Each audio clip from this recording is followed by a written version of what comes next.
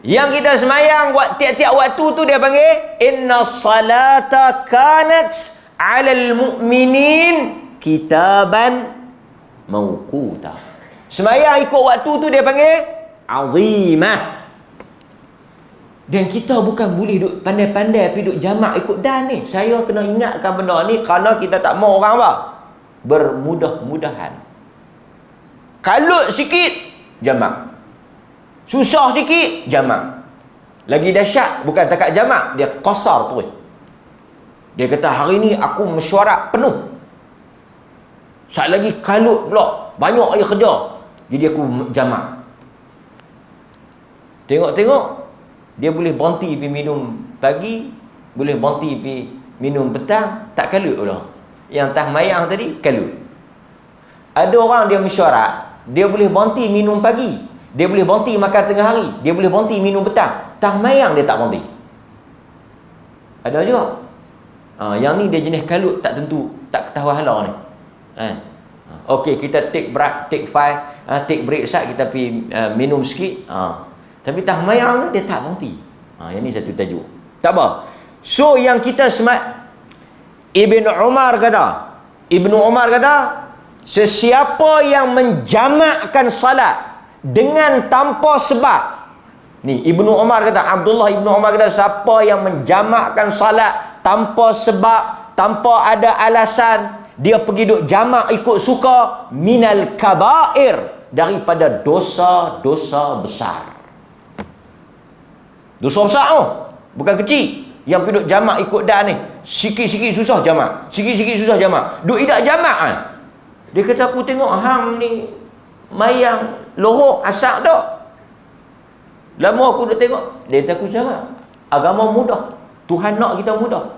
Yang hang duk mayang lohok, mayang asak apa semua tu susah. Agama tak mau susah kan.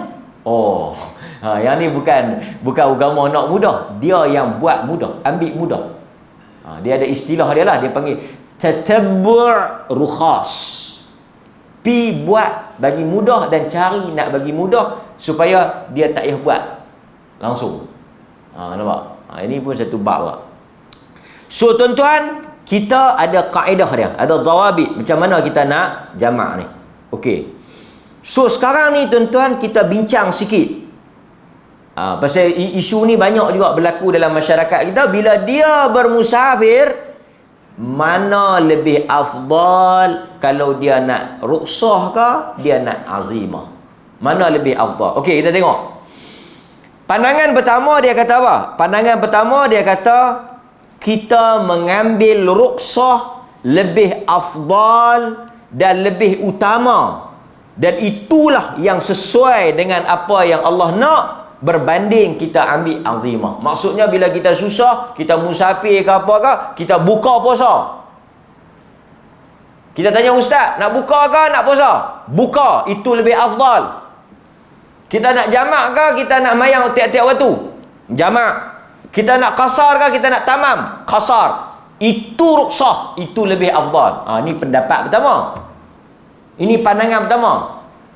Kita tanya pula satu lagi ustaz, kita nak jamak ke, kita nak mayang sat lagi kita berhenti lain? Kita berhenti lain lah, bukan payah. Sat lagi kita berhenti lah. Kita mayang lohok dulu, kita mayang sat. Kita nak mayang tamam ke, kita nak mayang qasar? Tamam lah, kita bukan nak kalut di mana. So dia ada dua pendapat. So dua-dua tu kita bincang sikit begini, bukan banyak, sikit lah. Daripada Abdullah ibnu Umar, tuan-tuan, bila ustaz-ustaz ataupun siapa-siapa baca hadis, antara satu benda yang tuan-tuan kena ingat adalah rawi hadis tu, supaya senang kita nak, dia panggil macam mana, kita nak ingat balik. Kita kata ada hadis ni, ada hadis Ibnu Umar, dia macam tu, kita akan ingat balik tajuk tu kan. Macam hadis ni daripada Abdullah Ibnu Umar, dia kata apa? Dia kata Nabi sallallahu alaihi wasallam bersabda, innallaha tabaraka wa ta'ala, sesungguhnya Allah tabaraka wa ta'ala. Setengah orang dia duk baca tapi dia tak pernah tengok ataupun dia tak pernah tahu kot macam mana nak sebut.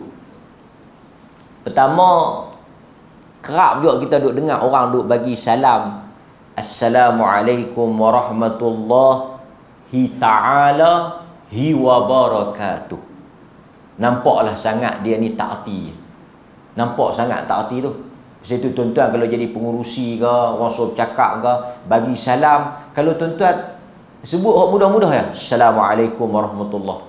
Pasal ramai kita duk dengar dia duk bagi salam, Assalamualaikum warahmatullahi wabarakatuh. Tu betul dah. Assalamualaikum warahmatullahi ta'ala wa barakatuh. Tahu mana dia salah? Lepas ta'ala tu tak ada hi.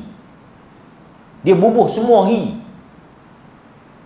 Ni pun kadang-kadang hi ta'ala wa barakatuh. Ta'ala tu ta'ala lah satu perkataan, tak ada hi wa barakatuh. Lebih Arab pada Arab pula. Sebab tu kalau kita tak kerti, kita bagi Assalamualaikum warahmatullahi. Orang yang dengar, selama ni orang tak timbul pasal apa? Pasal yang dengar pun tak kerti. Jadi dia pun ta'ala wa barakatuh, ta'ala wa barakatuh.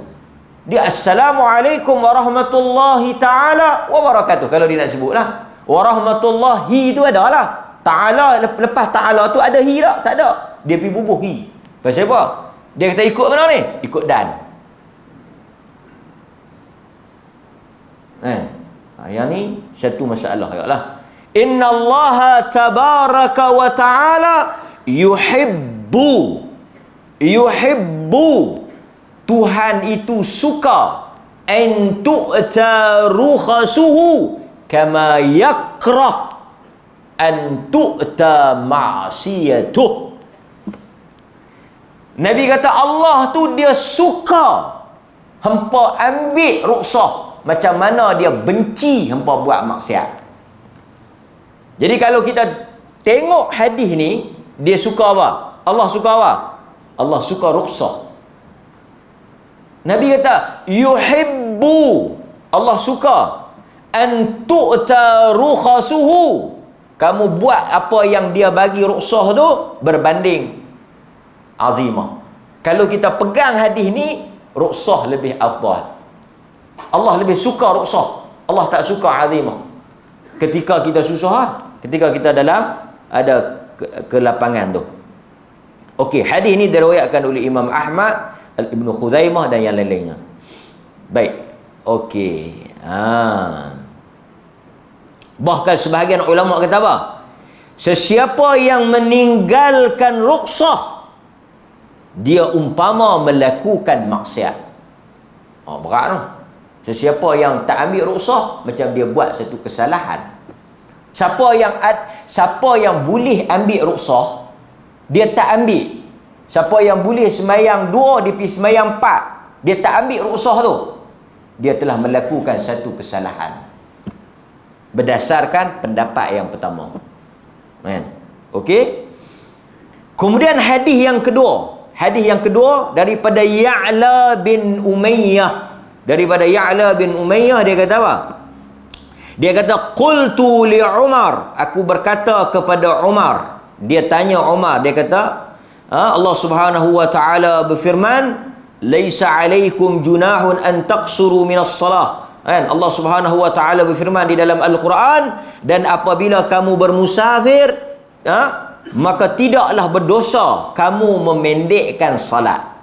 Allah yang sebut dalam surah An-Nisa ayat 101. An-Nisa ayat 101. Kemudian kata Ya'la, faqad aminan nas. Dia kata Ya'la kata, pada pandangan saya, manusia tak perlukan rukhsah sekarang. Kerana kita dah mudah. Macam orang kita duk kata lah, kita boleh berhenti kerap, masjid banyak, kan? Kita tak payah lah. Pasal apa kita nak rukhsah? Kalau kita naik kapal terbang, tak ada nak buat apa, dah sampai. Tak susah mana pun. Yang kita nak piduk rukhsah ni buat apa? Kita kata mayang jamak masjid, tak payah jamak apa tua-tua dah. Sekejap lagi kita berhenti mayang lain kan nak kelut pergi mana. Dia bagi alasan begitu. Rupa-rupanya dia tak mau jamak ni bukan masalah tu. Masalah apa? Masalah dia tak apa niat. Ada saya jumpa, dia tak reti nak niat jamak tu. Jam'an qasran, jam'an majmu'an ilaih. Dia tak tahu nak atuk waktu. Kan? Hak yang duk biasa-biasa usalli fardaz zuhri tu pun 2-3 kali angkat baru masuk, tambah hak majmu'an ilaih, qasran apa semua ni pakai doa. Dah mayang biasa. Kan? Dia nak atuk hak majmu' ni, hak jamak-jamak ni dia tak reti. Tak apa tuan-tuan, kita ajak nanti. Dia kata faqad aminan nas. Dia kata Quran kata kita boleh jamak ni dalam keadaan kita takut, ada susah. Sekarang manusia dah aman, dah tak perlulah pada pandangan dia lah. Dia tanya. Kata Umar Al-Khattab, ajibtu mimma ajibta. Ajibtu mimma ajibta. Fasa'altu Rasulullah sallallahu alaihi wasallam an dhalik. Dia kata apa? Apa yang hang pelik tu, ajib tu mimma ajibta. Dia kata aku pun telah pelik. Lagu mana hang pelik? Ajib tu aku pelik. Ajib ni perkataan Arab. Ajib. Dia kata hang pelik kan? Aku pun pelik. Sebelum hang pelik, sebelum hang heran, aku dah heran dululah. Aku dah tanya Nabi. Soalan yang hang tanya ni aku tanya dekat Nabi. Pasal apa kita nak ruksah jamak qasar ni? Kita dah rasa dulu kita perang, dulu kita susah, bolehlah kita jamak qasar. Sekarang kita tak ada dah kesulitan tu. Baik kita tamam. Soalan Ya'la tu telah ditanya oleh Umar kepada siapa? Ya'la tanya Umar. Umar sebenarnya dia tanya dah Nabi. Sebab dia pun telah fikir benda yang Ya'la fikir. Apa dia? Soalan tadilah, kita nak ambil ruksah ni untuk apa? Dia duk nampak macam tak ada alasan kan. Kita pun kadang-kadang ramai orang rasa berat nak ambil ruksah ni pasal dia rasa macam tak padan. Kan? Mari kita tengok apa jawapan Nabi sallallahu alaihi wasallam. Nabi kata apa? Nabi kata sadaqah tasaddaqallahu biha alaikum faqbalu sadaqatahu. Nabi jawab simple, sadaqah Allah bagi, faqbalu. Nabi kata bukan soal-soal yang hampa fikir tu, Allah yang bagi kelonggaran tu. Ruksah tu siapa yang bagi? Siapa yang benarkan? Allah. Sebagai satu sedekah, Allah sedekah mai kat kita. Kita ambil Orang hadiah mai kat kita. Walaupun kita rasa kita tak perlu, ambil. Kan? Ambil. Nampak? Hadis riwayat Imam Muslim. Jadi berdasarkan hadis ni, para ulama kata apa? Qasar lebih afdal, ruksah lebih afdal berbanding dengan tamam. Pasal itu di sisi mazhab Syafi'i qasar ke tamam? Di sisi mazhab Syafi'i qasar. Qasar lebih afdal daripada tamam. Artinya siapa yang pi musafir, dia ambil ruksah tu, dia semayang qasar lagu kita ajak dah qasar ni. Ajak dah qasar, dia tak mau juga qasar, dia nak ambil tamam. Dia buat benda tak afdal. Dia tinggalkan benda yang afdal, dia pergi buat benda yang afdal fadil, benda yang kurang afdal, fadil. Rugi kan? Okey. Sikit ada lagi seminit. Ketujuh tak boleh. Yang kedua dia panggil apa? Azimah lebih utama daripada ruksah. Azimah lebih utama daripada ruksah. Ini pendapat yang kedua. Baca semua kat tuan-tuan, lepas ni tuan-tuan buatlah kesimpulan. Antaranya hadis daripada Aisyah radhiyallahu anha, kata dia kata ya Rasulullah, yasdurun nas binusukain wa asduru binusukin faqila laha intadhiri fa idza tahurti fakhruji ila tan'im fa'ahilli thumma atina bimakanin kadha walakinnaha ala qadrin nafaqatik aw nasabik. Ya Rasulullah, orang dah balik dah daripada Mekah menunaikan haji dan umrah, tapi aku hanya satu. Dia ada masalah kan, dia datang haid. Nabi kata apa?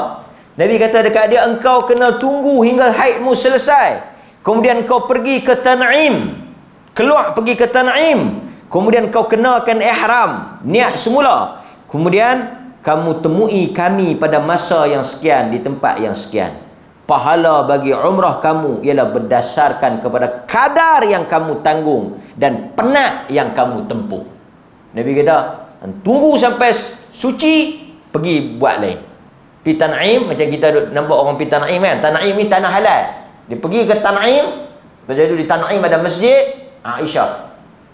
Kan? Pasal itu para ulama berbeza pendapat tentang orang yang keluar pergi Tan'im ni. Pasal keluar pergi Tan'im ni ke Aisyah radhiyallahu anha.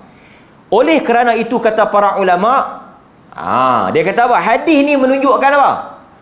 Nabi kata lagi susah, lagi lama, lagi payah, lagi besar pahala. Betul tak? Maksudnya mana yang 2 ke 4? 4 tu lagi afdal. Ni pendapat kedua. Pasal Nabi kata kat Aisyah tadi, hang tunggu sat, bagi kering apa semua, lepas tu hang pergi niat lain, lepas tu hang masuk mai semula, tak apa yang hang tunggu, yang keluar masuk mai, yang niat balik pakai ihram apa semua tu, semua tu Tuhan akan bagi pahala. Susah tak? Susah. Nak kena keluar mai balik, nak kena tunggu bagi kering. Duduklah ihram pula tu. Lama, payah. Sebab dia tak boleh selesai lagi. Dia terhalang. Nabi kata semua tu ada pahala.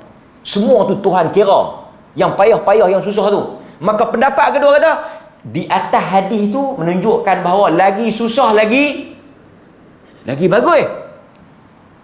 Jadi kalau kita mayang 2 mudah, kita mayang 4 payah, mana bagus? Pendapat kedua. Tadi kita duk ingat macam pendapat pertama kita nak pegang lah. Lepas tu bila kita dengar pula pendapat kedua, ini pun macam betul juga. Lah kali kita tak payah mayang terus. Nah, pendapat kedua kata banyak.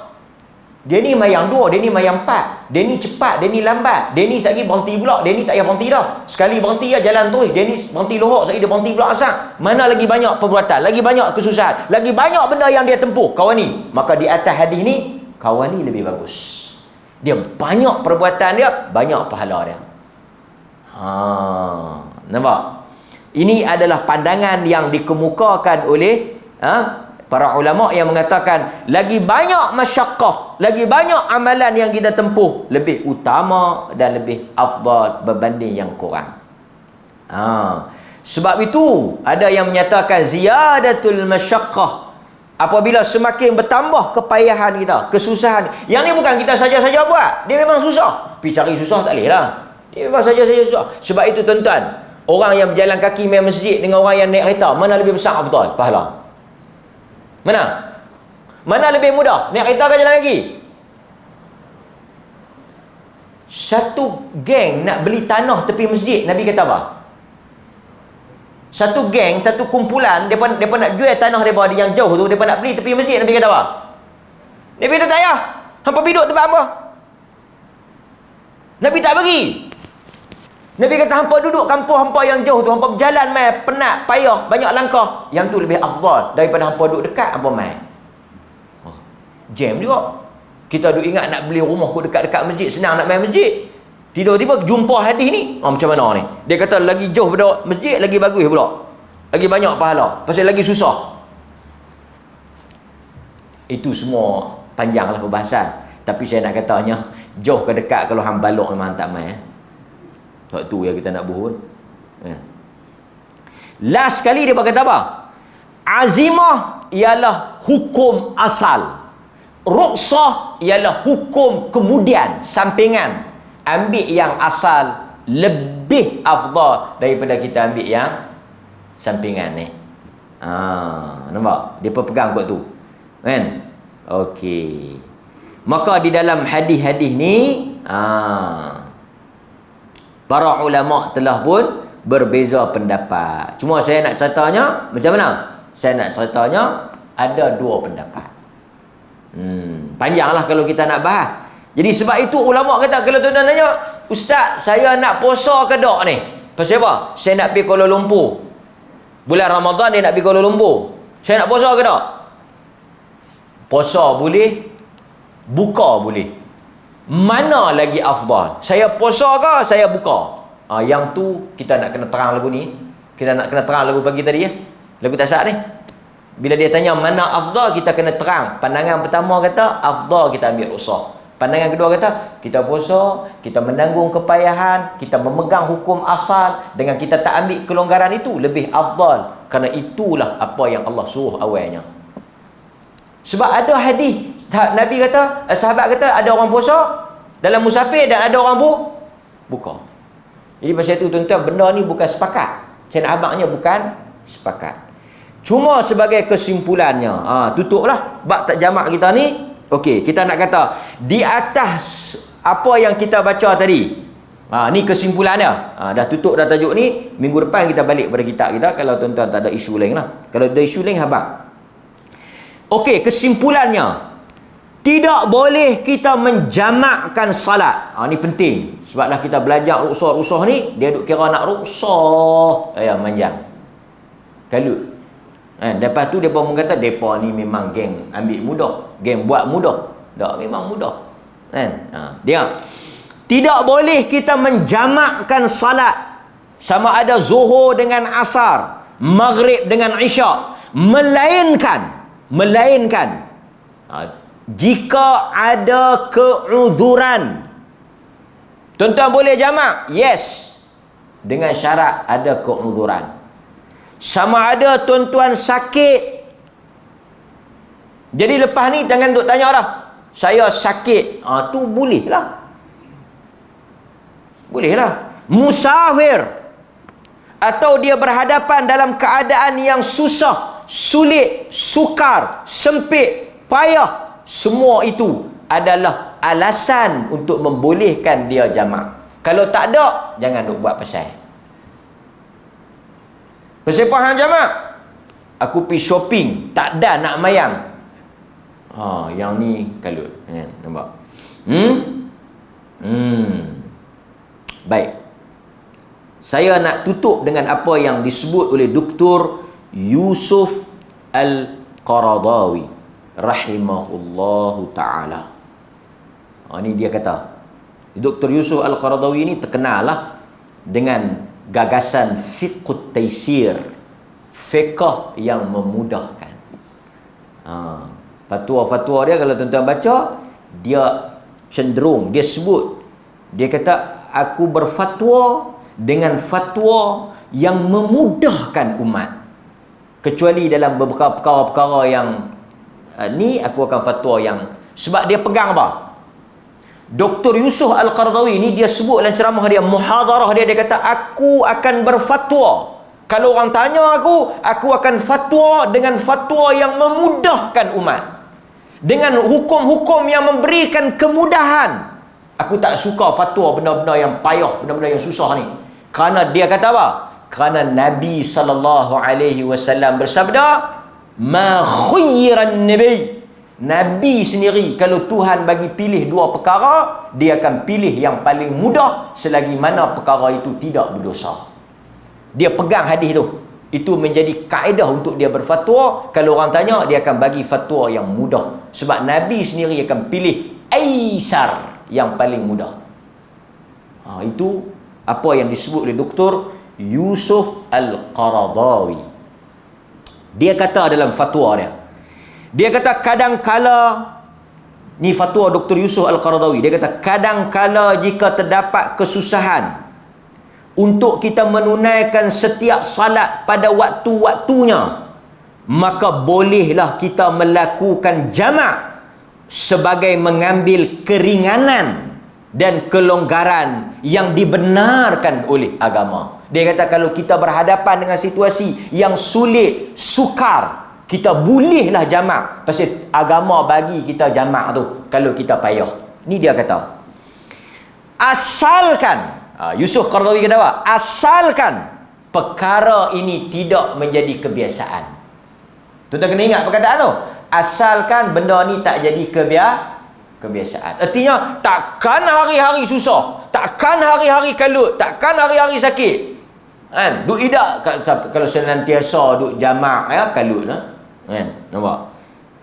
Nak pergi ambil anak kalut pun dia jamak, kan? Sulit sikit jamak. Sulit sikit tak boleh. Dia kata apa lagi? Perkara jamak ini, perkara jamak semayang ni, bukan musafir, perkara jamak di rumah ke di tempat kita. Dia kata apa? Perkara jamak ini dibolehkan sekali sekala ketika kita berhadapan dengan perkara yang sulit dan sukar. Dia kata,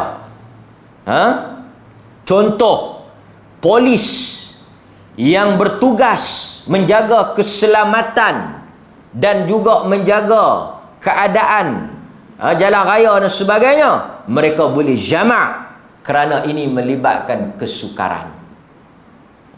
Itu antara contoh yang dia buat. Doktor yang merawat atau terlibat dalam melakukan pembedahan kepada pesakit yang mana dia tak boleh meninggalkan, dia juga boleh jamak. Ini contoh. Maknanya banyaklah lagi. Kan? Tuan-tuan jaga orang sakit tak boleh tinggal pun boleh jamak walaupun tuan-tuan tak sakit. Kan? Kalau kenduri, kenduri kalut tak? Kalau kita pergi semayang, rugi. Sekali lagi orang nak balik, cari kita. Mana tuan rumah? Pergi semayang lohok. Tak apalah, kirim salam. Nampak? Terlepas banyak mana dah. Pasal itu kadang-kadang tuan rumah dia rasa nak pergi mayang ke tak? Dia akan pergi mayang waktu orang tak apa nak ramai. Pasal apa? Dia kata kalau nak terlepas pun 1-2 sampul je. Jangan main-main tuan-tuan. Kurang-kurang boleh bayar setengah catering. Pasal itu siapa yang salam bagi sampul dapat goodies. Siapa yang salam saja, hang balik sajalah. Dia tu bukan ada apa kacang, tak dapat kacang. Dia minta maaf, ni kacang ni orang yang bayar kan. Ini pun kalut Tuan Nuri. Nak bagi semua kan. Tak payahlah duk double standard. Salam dah sampul bagi. Lagi peliknya, bila salam ada yang boleh kacang saja. Ada yang boleh kacang, boleh pasu bunga, boleh bunga telur ayam. Rupa-rupanya apa? Dia salam tu nampak macam tebal sikit. Yang ni bagi tiga dia, bagi tiga. Yang ni bagi satu. Kita pun duk fikir pesepak dia ni satu, kita tiga. Rupa-rupanya kita bagi banyak. Siapa yang tak buat perangai ni tak payah duk marah. Ni dia tak marah kat saya, kata kat dia. Dia buat kelaku lagu tu memang dia niat macam tu, dia marah kat kita. Saya bagi kat semua, saya tak ada bagus. Tak termasuk di dalam apa yang saya mengata ni.